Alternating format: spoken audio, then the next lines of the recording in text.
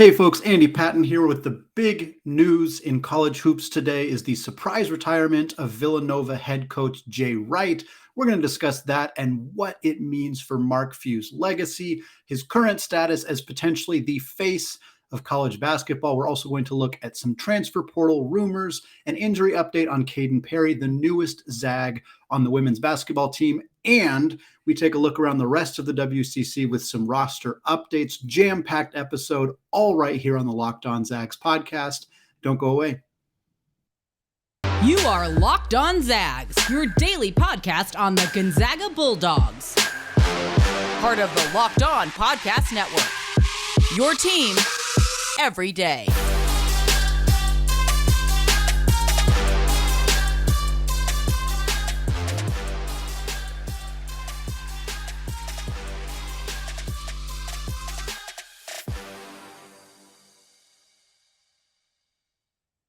What is going on, y'all? Welcome to the Locked On Zags podcast, part of the Locked On Podcast Network, your team every day. I am your host and longtime Gonzaga podcaster, Andy Patton, here to take you through another offseason for Gonzaga's basketball program. Today's episode is brought to you by BetOnline. BetOnline has you covered this season with more props, odds, and lines than ever before. BetOnline, where the game starts.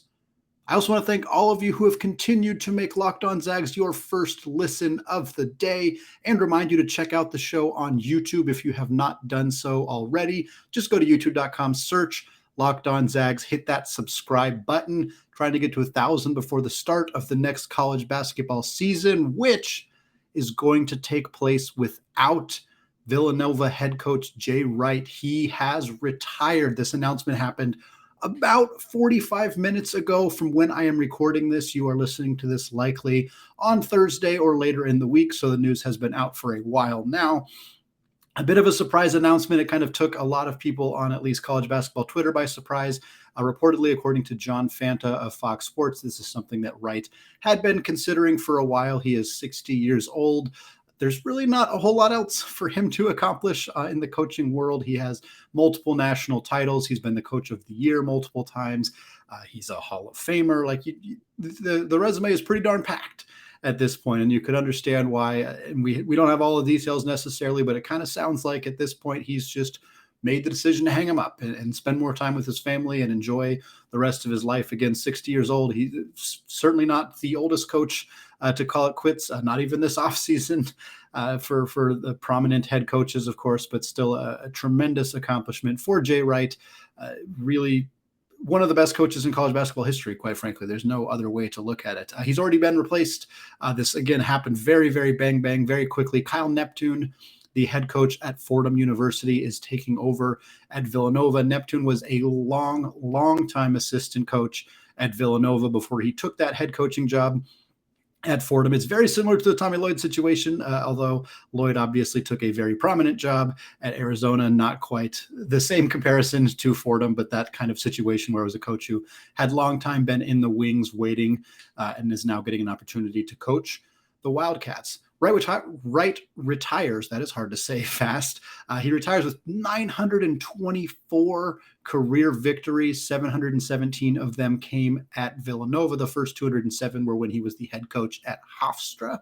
He has a pair of rings. Like I said, he was twice the coach of the year. One of the most accomplished basketball coaches in the history of the college game.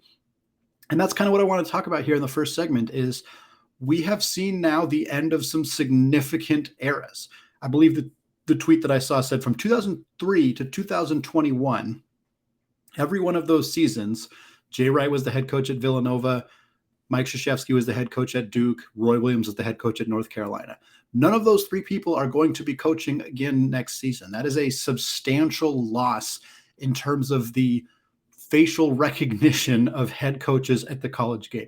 There are many people listening to this podcast who are not particularly beat up about any of those three coaches not being around anymore. And I can understand why that might be the sentiment, but there is no denying their impact on the game of basketball, specifically on the game of college basketball. Perhaps as the game continues to evolve and change, we've seen a significant amount of changes to the game of college basketball in very recent years with the NIL rules, with the transfer portal being the two most notable examples. Perhaps a shifting in college basketball is not necessarily a bad thing, as we're kind of shifting out of some of these coaches who have been here for a very long time. But it kind of begs the question of where that leaves Mark Few. This is a Gonzaga podcast, so of course we're going to relate this back to Coach Few and the Zags. The main question really is Mark Few the face of college basketball? I think that's a legit. There's two questions, and we're going to talk about both of them. Is Mark Few the face of college basketball? And where does Mark Few rank among active coaches all time? And those two questions are somewhat combined together, because clearly the face of college basketball, at least in terms of if you're talking about a coach, is probably going to be the most or one of the most successful coaches.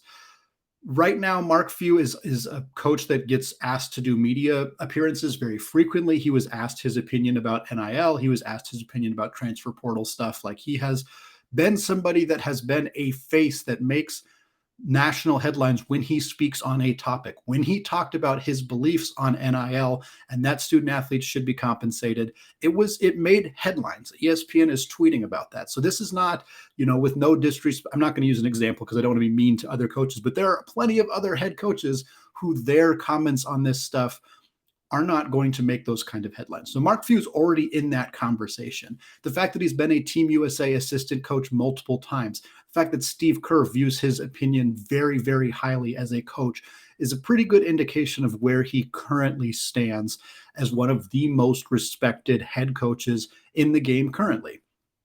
Now, there's one big question. There's one big thing that still haunts Mark Few, and it's the same thing that has haunted a lot of head coaches until they finally get off the schneid with this, and that's winning a national championship. Currently, there are 7 head coaches who are active coaches now that Jay Wright has retired, now that Coach Krzyzewski has retired. There are 7 coaches currently coaching who have won a national championship. Those 7 coaches, if you want to impress or weird out your friends at trivia someday, here are those 7 coaches. Bill Self from Kansas, John Calipari, of course, at Kentucky, Tom Izzo at Michigan State, Jim Boeheim at Syracuse, Rick Pitino, who won him at Louisville but is now at Iona, Tony Bennett at Virginia, and of course, Scott Drew for the Baylor Bears. Those are your 7 active coaches that have won a national championship. I think it's pretty reasonable to say that Mark Few is the best coach in college basketball who has not won a championship. That is a sentiment that has been shared multiple times. Bob Huggins is certainly in that conversation. If you're looking for a more younger, up-and-coming coach, Kelvin Sampson at Houston is definitely in that conversation. But I think, let's say for the sake of argument, that Mark Few is the number 1 coach who has not won a championship. That means he ranks somewhere within this top 7. I don't think Mark Few is 8th on this list. His body of work, leading a program like Gonzaga they weren't nobody when he took over as the head coach. They had just made a nice run into the Elite 8, but they had not done anything in their history to indicate any level of success like what they have done. This is something that is known not just by you, dear listener, as a Gonzaga fan, but by the majority of people who follow college basketball, understand that this program's rise from just another West Coast mid-major program to what they are today is nuclear. It's monumental. It's unprecedented. And it's why so many people have a hard time reckoning with it. It's why people dislike Gonzaga without really understanding the monumental story that kind of went into this. That, to me, elevates Mark Few over a lot of other names on this list, even ones who have won a championship. I think for me, where I'm going to place him, and it's obviously subjective, and many of you will think that he's too low. Many of you may think that he is too high. I am interested in hearing your feedback. Feel free to comment if you think that I'm having too low or too high, or reach out to me on Twitter. Let me know your list, what it may be. I think I have Mark Few 4th. Mark Few right now is, to me, I can't find a way to not put him in the top 5. And again, I don't think I can put him higher than 4th. I guess let's put it that way. I think the top 4 is, in the order could be tweaked a little bit, but I think the top 4 for me is Bill Self. Obviously just won a championship. The Big 12 is a monster powerhouse basketball conference, and he just runs through it dang near every single season. It's ridiculous what he is able to do from a consistent basis with that Kansas Jayhawks team. And then to tag on a championship this year is just nice gravy for him. Tom Izzo, again, very, very old, has been around for a very, very long time, is a kind of one of the last, him and Boeheim are kind of the last like significant stalwarts, like old heads. Obviously, Coach Few is not particularly young, and Self and Calipari and those guys have been doing this for a long time. But Boeheim, Izzo, Kay, and Roy Williams were kind of all some of the old heads. And right now, the only two of those guys are left. But Izzo's won championships. He has a lot of success in March. So for me, I think I go Bill Self, Tom Izzo, and then it's right there between Mark Few and Calipari. Calipari, obviously, has had some controversy, has had a lot of bad seasons, something that Mark Few hasn't really had a lot of, just like super early exits or not even making the NCAA tournament, or just seasons that really didn't pan out at all. Obviously, Mark Few's had good years and bad years, but his bad years have always resulted in him still making the NCAA tournament. And even in the most recent bad season that Mark Few had was that 15-16 year where they had to win the WCC championship in order to make the NCAA tournament. But then as an 11 seed, they beat a 6 seed, they beat a 3 seed, they beat a 3 seed, they went to the Sweet 16. So, that's not that bad of a bad season. A bad season would be getting a 2 seed and then losing to a 15 seed, for example, if we're talking about Calipari here. So, I think you could argue for Few at 3 behind Self and Izzo. I think you could argue for him at 4 behind Calipari. I think you could probably argue for him ahead of Tom Izzo, at least recently with his level of success in the last couple of years. So you could maybe argue for him all the way up at 2. But I think he's somewhere in that conversation. I think he's somewhere between 2 and 4, maybe 5 if you're really a big believer in Boeheim or Scott Drew, potentially, who's had a lot of success, but most of his success has been more recently. I think it's a really interesting conversation, but I think at this point, you could have made an argument when Jay Wright was still a coach and when Coach Krzyzewski was still coaching at Duke that Mark Few was not in the top 5 for current head coaches. I don't think you can make that argument anymore. You could say Self, Calipari, Izzo, Boeheim, and Drew with Mark Few 6th. I just don't think that's correct. I just don't think that's not giving Mark Few enough credit for what he has accomplished. Over 900 wins, sending a team to the NCAA tournament 21 years in a row, which is just ridiculous. Mark Few's a top 5 coach in the NCAA right now. He's also quite arguably the face of college basketball. His opinion, his thoughts on how the game is going carry more weight than most of the coaches on the planet right now. Izzo probably has a little bit more. Calipari might have a little bit more. Boeheim, Self, and again, in that conversation, Rick Pitino, I'm kind of not really counting him because of so many off the court issues that have happened with his programs that I don't think you could argue for him as a better coach than Mark Few. Obviously, he's had a ton of success, and his opinion does carry a lot of weight, certainly. But I think right now Mark Few is a top 5 coach, maybe a top 3 coach in all of college basketball. And I think seeing this shift with Kay retiring, with Jay Wright making a surprise announcement to retire, obviously Roy Williams already retiring last season, you're kind of starting to see Mark Few really push himself into that upper echelon as like one of the most notable coaches in the game right now. And I don't have a lot of insight into that other than saying, that's pretty cool. That's pretty cool.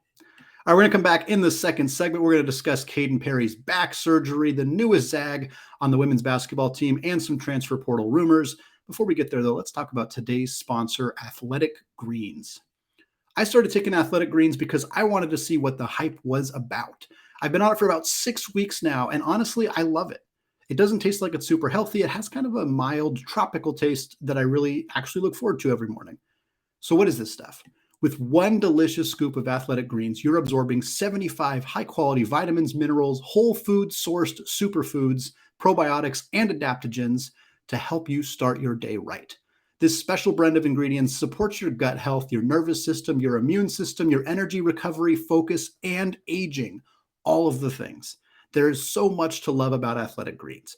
It contains less than 1 gram of sugar, no GMOs, no nasty chemicals or artificial anything, while still tasting good. It supports better sleep quality and recovery. It costs you less than $3 a day. You're investing in your health, and it's cheaper than your cold brew habit. And Athletic Greens has over 7,000 5-star reviews and has been recommended by professional athletes. Right now, it's time to reclaim your health and arm your immune system with convenient daily nutrition. It's just one scoop in a cup of water every day. That's it. No need for a million different pills and supplements to look out for your health. To make it easy, Athletic Greens is going to give you a free 1-year supply of immune-supporting vitamin D and 5 free travel packs with your first purchase.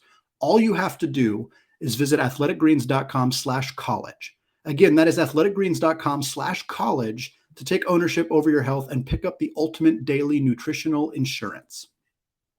All right, segment 2, still Andy Patton, still locked on Zags, moving away from the Jay Wright conversation and what it means for Mark Few. Instead, we're going to look at the kind of the news of the week. I collect any bits of information that happened throughout the week. Usually at this point of this offseason, it's transfer portal stuff. Kind of gather it together, try to do it once per week where we just kind of rehash all of the news that happened that didn't make it into previous episodes, especially while we're doing the season in review series, which we are almost done with, about 75% of the way through those. The biggest update that we got was from Caden Perry's Instagram page. It was a picture of him in a hospital gown in a hospital bed. I believe he tweeted, "New back, who dis?" which is a pretty funny way to let the world know that he just had back surgery. That is the extent of what I know about Caden Perry's back surgery. I have not heard any additional information from sources, from Perry himself, from anybody else who's plugged into the program. So if there is more updates, we will absolutely have them for you. But right now, we just know that he had back surgery. We know that he's had previous back injury issues. He had the issue that cost him most of his senior year of high school. And of course, he had injury issues last season that cost him the second half of the year. Back stuff lasts a while. That's why it's kind of important to get a bigger update here. Hopefully, the decision to have surgery is because they felt that it was a better option than continuing to attempt rehab. Obviously, they would not have made that decision otherwise, and that they believe that with a significant amount of rest, which the season is more than 6 months away at this point, that he will recover and he will be 100% going into next year. Right now, Caden Perry is a big piece of what Gonzaga wants to do next season. Drew Timme has declared for the NBA draft. He has not made it perfectly clear what he's going to do. He still has the option to return, but at this point, it looks more likely than not that he is not going to be on the roster next year. Chet Holmgren has not officially declared for the NBA draft, but there is no reason to believe that he is not planning to do so, which leaves potentially 2 front court spots open for Gonzaga next year. They're still on the transfer hunt. They're likely going to find somebody to fill one of those roles via the transfer portal. Anton Watson probably steps into the other role if both of them are available, but then that leaves the backup spots. Perry is, if he's healthy next year, is very likely in line to be Gonzaga's third big, potentially playing 15, 20, 25, but maybe even minutes per night next year. That depends on his health and how, not only his health, but how well he recovers from this and is ready to go at full speed 100%, because back stuff, like I said, it lingers. It's not necessarily just going to be pain-free from here on out. He's going to be dealing with this. He's going to have to do some rehab and everything. So when there are more updates on Caden Perry's back, we'll definitely have them here on the podcast. But for right now, it's definitely a significant situation to monitor in terms of what Gonzaga's front court is going to look like next season. Sticking with the men's program, Kendrick Davis from SMU listed Gonzaga in his top 7. He is making his final decision for where he is transferring on the 22nd. So many of you are listening to this on the 21st or potentially on the 22nd. So he will have his decision out very, very soon. Currently, he is deciding between Gonzaga as well as Houston, Texas Christian, Texas, Kansas, Texas Tech, and Memphis. It sure sounds like the guy wants to stay in the Texas area. 4 schools in Texas out of the 7 on his list. Jeff Goodman, who is very, very plugged into the college basketball landscape, he's at Stadium. He says that Memphis is the front runner, that he felt very, very confident that he was going to end up in Penny Hardaway's program at Memphis. So I wouldn't get my hopes up too much here unless we hear that something has changed. Gonzaga's been in the mix for a lot of guards up to this point, but the very high level score first probably would come in and be starters. A lot of those guards, all of those guards up to this point, have not chosen Gonzaga. Anthony Black flipped and went to Arkansas at the last minute. Sky Clark, there's a lot of thought that he would come to Gonzaga after he decommitted from Kentucky. He opted not to do that. Mark Sears from Ohio opted to transfer elsewhere. Kendrick Davis, we're still unclear, but looks likely that he's going to Memphis. I don't know exactly if this means anything significant. My guess is that players don't want to commit to Gonzaga if they think that they're going to have to fight for a starting spot. If Nolan Hickman and Hunter Salas are the front runners to be the starters in the backcourt, that these guys don't want to come in if there's a chance that they're going to come off the bench, which I can understand why they might feel that way. If they want to go to a program where they're going to be a high-level starter and there are other opportunities out there, then they're going to pick that as opposed to picking Gonzaga where they might end up getting buried on the bench. The Zags are willing to be picky. They're willing to find and wait for the right guy. The right guy could potentially be Jermaine Couisnard, who I've talked about a handful of times already on this podcast. Couisnard is set to visit Gonzaga on the 28th of this month, according to John Rothstein of CBS.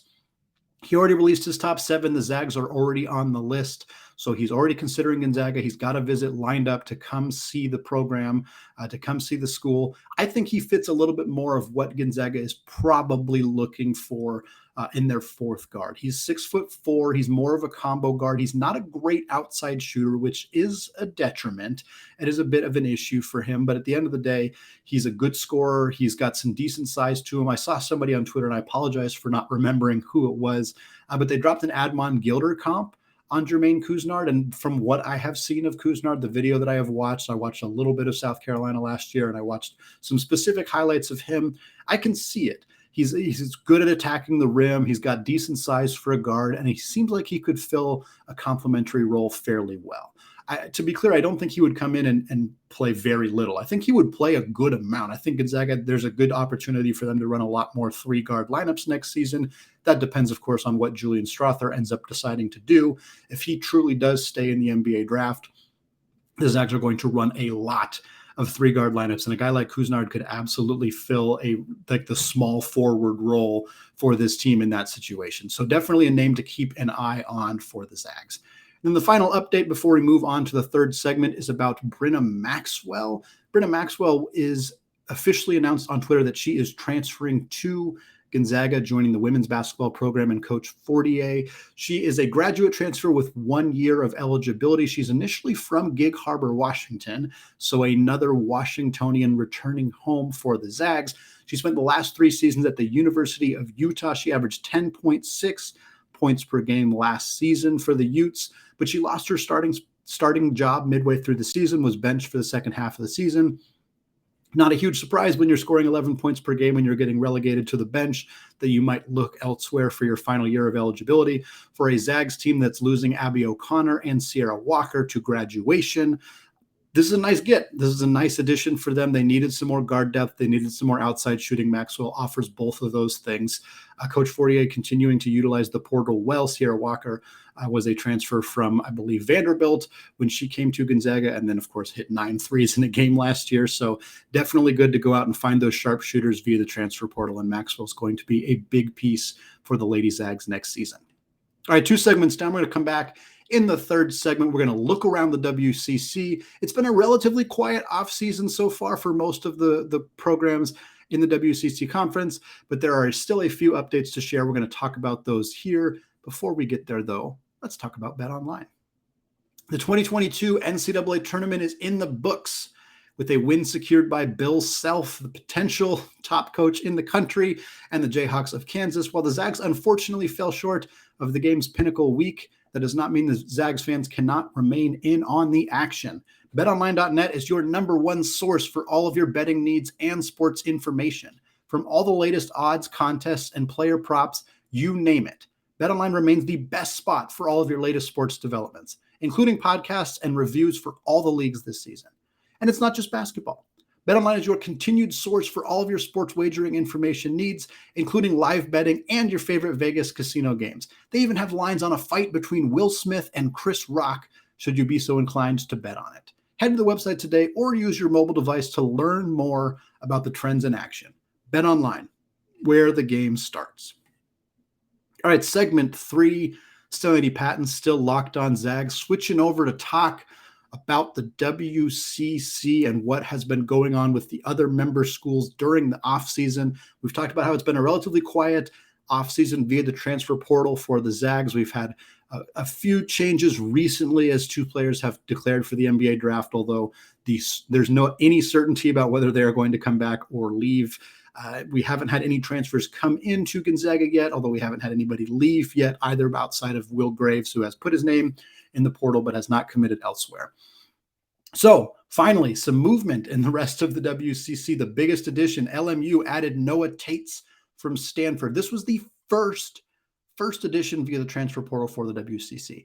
I believe at one point the WCC had over 20 different players in the transfer portal from member universities, but had not brought a single player in. It was looking a little rough for things in the early going for the WCC, but LMU breaks the streak, adds Tates, a strong outside shooter from Stanford.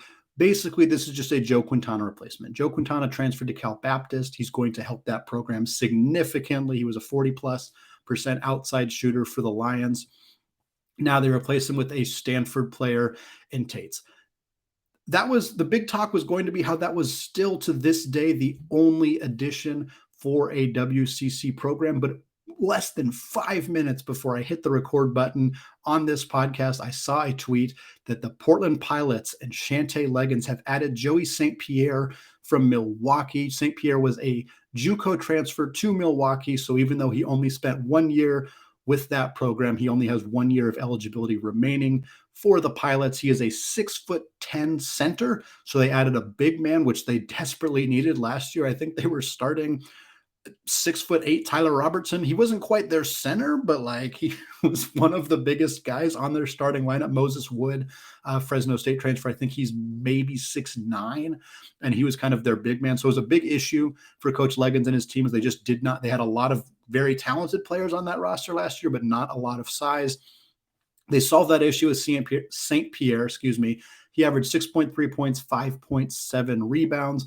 Not an outside threat, shot under 50% from the free throw line. So he's a back to the basket, low post scorer and rebounder. But at this level, you just need dudes with some size. You just need to make sure you have some guys who can push people around a little bit and who can hang with some of the other bigger players in the WCC. And UP managed to check that box by picking up St. Pierre from Milwaukee.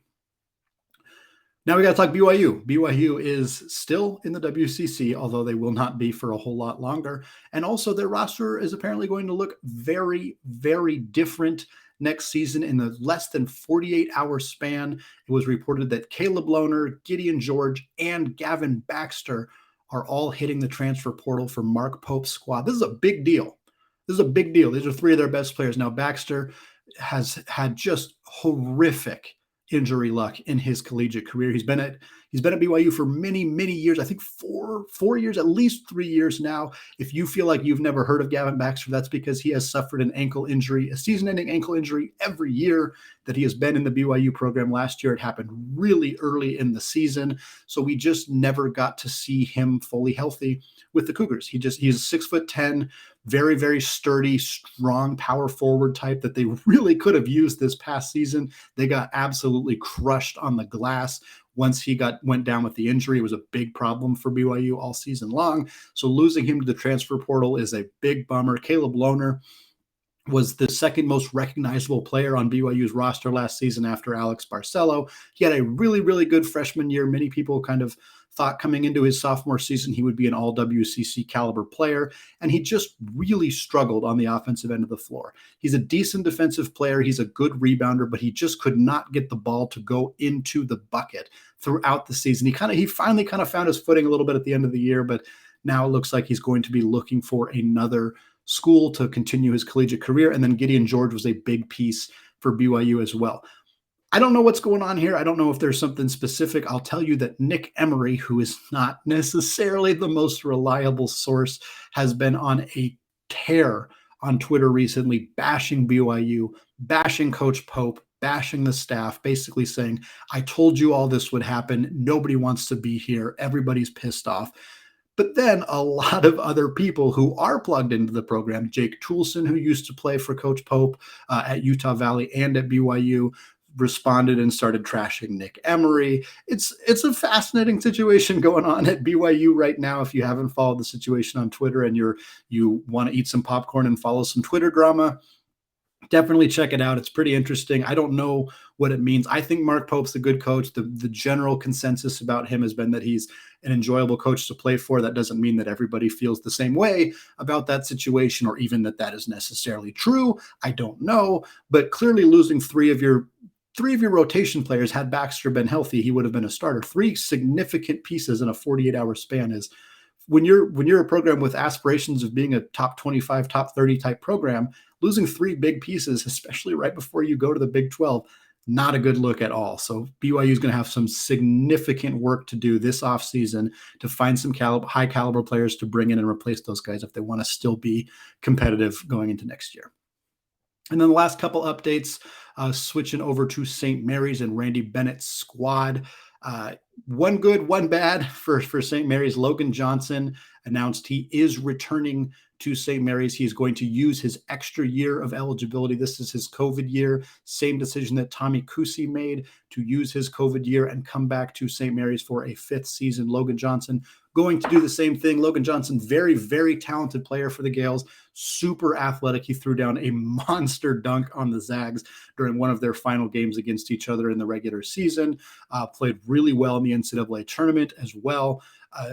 Very good athlete, not a very good outside shooter, but a menace defensively, has a very real chance of being the WCC Defensive Player of the Year next season.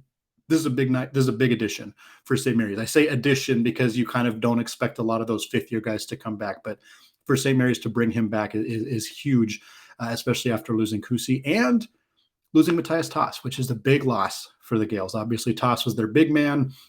He had some really monstrous performance this year. He was a big part of the reason that Chet Holmgren and Drew Timme struggled in that WCC regular season finale, because he's a good defensive player. He's a great rebounder. He's a good shot blocker. He, like Logan Johnson, just finished his fourth season at St. Mary's, had the option to return for year number 5 with that final year of eligibility, opted not to take it.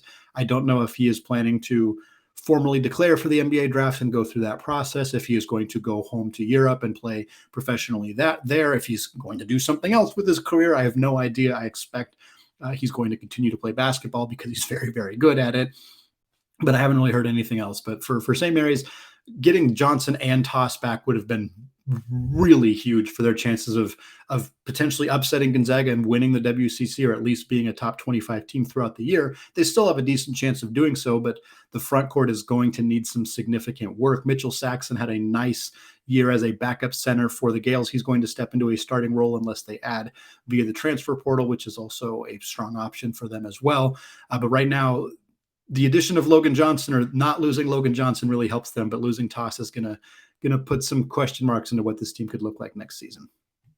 All right, that is going to do it for me today. We got one more show coming out this week. We're talking all things Gonzaga baseball program, so check that out on Friday right here on the Locked On Zags podcast, available wherever you get your podcasts and available on YouTube as well. Check it out there if you haven't yet. Finally, thank you again to those of you who make Locked On Zags your first listen every day. Now is a great time to make your second listen of the day, the Locked On NBA Draft Podcast. With the college basketball season all wrapped up, give Rafael Barlow and a flurry of guests a listen as they prepare for the NBA draft. Hear thoughts on Chet Holmgren, Paolo Banchero, and the rest of the NBA's future stars on Locked On NBA Draft, part of the Locked On Podcast Network. All right, thank you all for listening, and go Zags.